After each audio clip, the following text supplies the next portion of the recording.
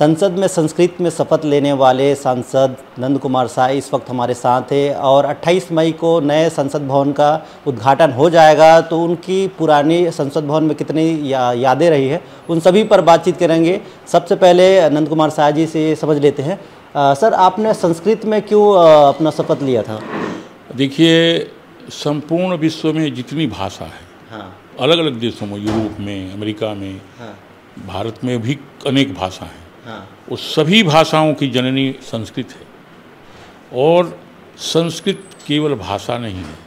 अगर कोई संस्कृत पढ़ लेता है तो ये समझ लो वो समस्त संस्कारों का, उसके जीवन का निर्माण भी संस्कृत भाषा करती है। हाँ, और संस्कृत मैंने कुछ अध्ययन किया है। मिस्टर ओक, पीएन ओक, उन्होंने एक स्टडी किया था जिसमें उन्होंने बताया था कि दुनिया में जितनी भाषा है उसके मूल में संस्कृत है। और ये हम लोगों के लिए सौभाग्य है, गौरव का विषय है कि वो भाषा हमारी है, भारत की है। और इसीलिए हमने जो मूल में सोचा था, भारत क्या सोचता था, ये मेरा है, ये तेरा है, ये छोटे लोगों का विचार है। और उदार चरित्र के लिए तो संपूर्ण विश्व जो है परिवार है, कुटुंब है। अयं निजः परो वेति गणना लघुचेतसाम उदार चरिता नाम तु वसुधैव कुटुंबकम। हम संपूर्ण विश्व को कुटुंब मानते हैं। ऐसा मानने वाला कोई दूसरा देश नहीं है। और ये मानने के पीछे हमारा जो संस्कार बनाया है, जो निर्माण किया इस देश के नागरिकों का, वो है भाषा, हमारी संस्कृत। इसीलिए हमने हमेशा संस्कृत में शपथ लिए, चाहे हम लोकसभा में रहे हों, राज्यसभा में रहे हों या विधानसभा में।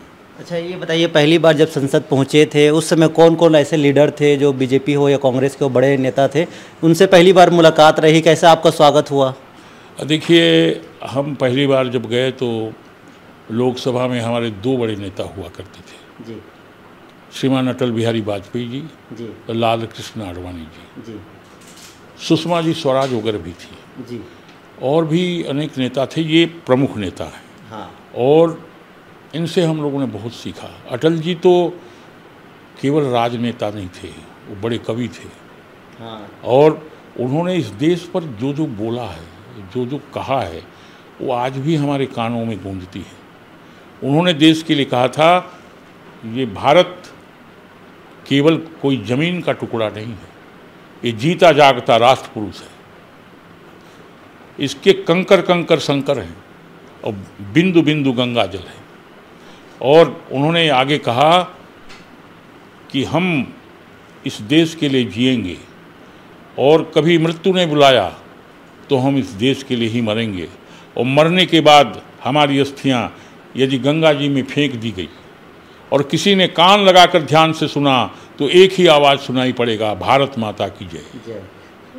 ये अटल बिहारी वाजपेयी जी ने कहा था। अच्छा, आपको लेकर अटल बिहारी वाजपेयी क्या कहते थे? कभी उनसे बातचीत होती रहती थी?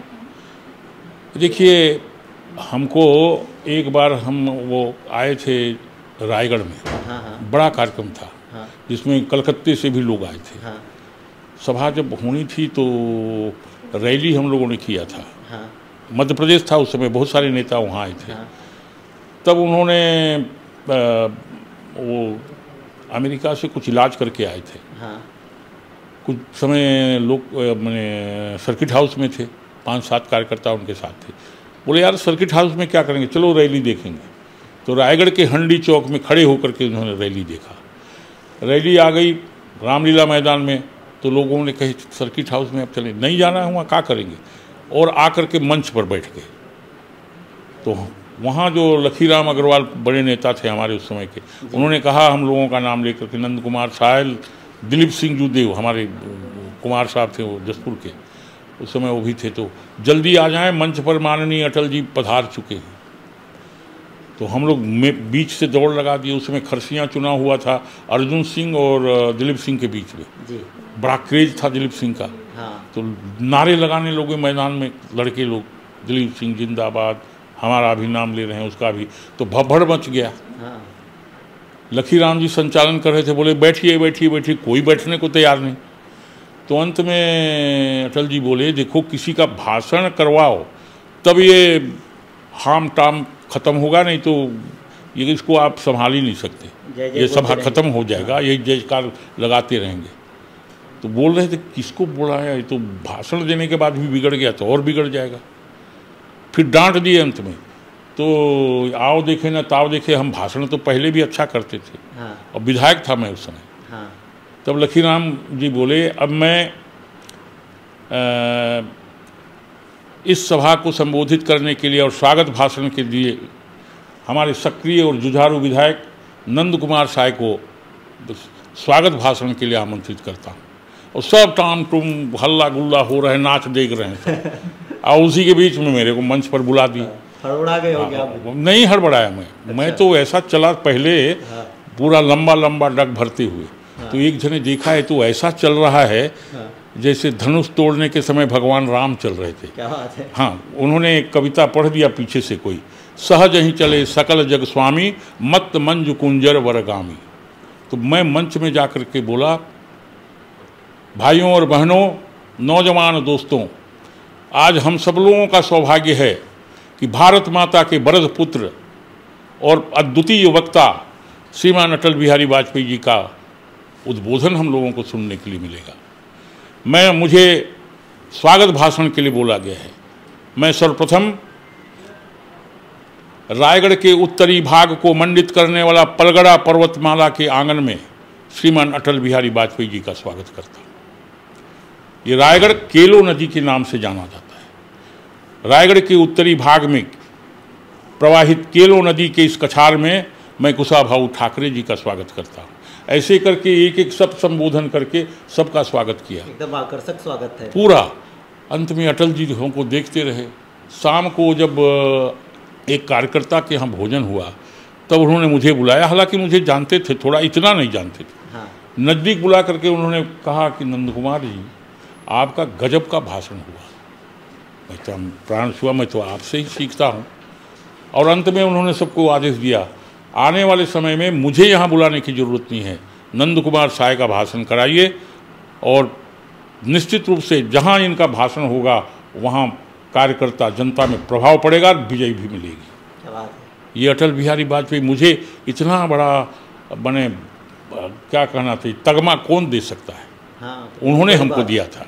मेरी जगह आप नंद कुमार साय को बुलाइए, मतलब इतना बड़ा तमगा, बहुत बड़ा बात था। और उस जमाने के अटल जी, हाँ। उनको सुनने के लिए कांग्रेस के लोग भी। हाँ, तो ये हमको अटल जी के साथ में सानिध्य था हमारा। और मैं समझता हूँ उस समय लोकसभा में भी जब था, हाँ। मुझे अलग अलग सब्जेक्ट में बोलने का अवसर मिला है। मैं लोकसभा में चाहता था कि नए जो सांसद आते हैं, हाँ, हाँ। उनका प्रशिक्षण होना चाहिए जी। कैसे बोला जाएगा सीनियर लोगों से। और जो संसद में माने लोकसभा राज्यसभा दोनों में जो सेक्रेटरी होते थे वो भी सीनियर जो लोग हैं उनसे भी प्रशिक्षण कराना चाहिए, ये मैं सोचता था। अब कभी कभी किसी विषय पर हम जैसे कृषि पर बोलते थे, कृषि का विषय है, डिमांड पर चर्चा होती थी, तब हम बोलते थे कि ये कृषि प्रधान देश तो है, किसान देश का प्रमुख अंग है, खेती और अधिक कैसे बढ़े, क्योंकि ये हमारे जीवन का मूल आधार है। कृषि नहीं होगी तो जीवन नहीं रहेगा। और इस कृषि में क्या क्या होना चाहिए, क्या क्या तैयारियां होनी चाहिए। उस समय हम लोग बैलों से खेती करते थे। बैलों से खेती होती है, बैलों का संरक्षण ठीक नहीं होता। गौ सबके घरों में पाला जाना चाहिए। हमारे देश में कहा गया है कि गौ जो है उसके शरीर में, गाय के शरीर में 33 करोड़ देवता वास करते हैं। गौ के दूध में स्वर्ण भस्म है, उसके गोबर में स्वर्ण भस्म है और मूत्र में भी स्वर्ण भस्म है।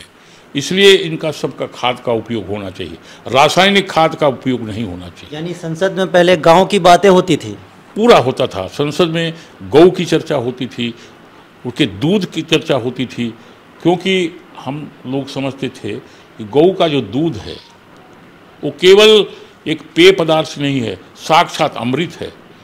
और पुराने हमारे गुरु महाराज थे महात्मा रामचंद्र वीर जी, उन्होंने 19 साल की उम्र से ही प्रतिज्ञा किया था, जब तक इस धरती पर गौ माता का एक भी बूंद रक्त गिरता रहेगा और पशु बलि होता रहेगा, तब तक मैं अन्न और लवण का उपयोग नहीं करूँगा। 19 साल की उम्र से।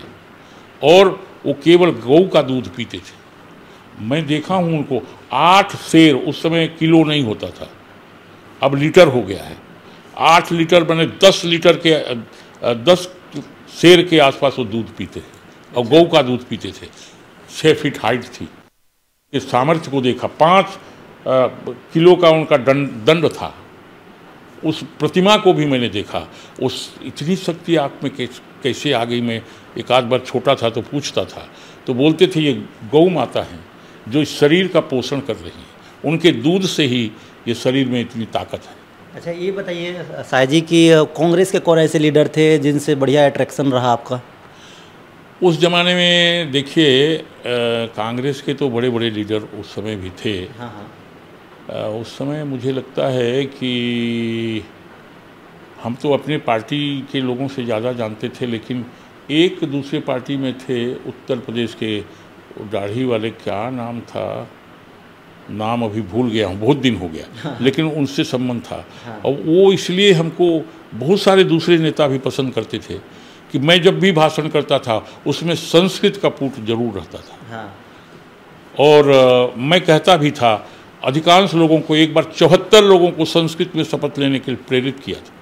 सबको लिख करके दिया था मैं। हाँ। और सबको कहा कि आप लोग संस्कृत में शपथ लें, बहुत अच्छा लगेगा।